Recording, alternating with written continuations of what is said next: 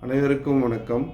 திருக்குறள் பொருட்பால் அதிகாரம் 43 குறள் 427 அறிவுடைமை.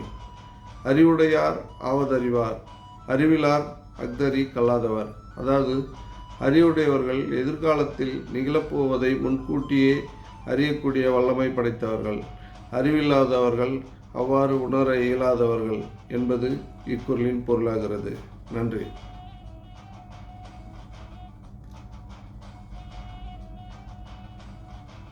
नमस्कार सभी।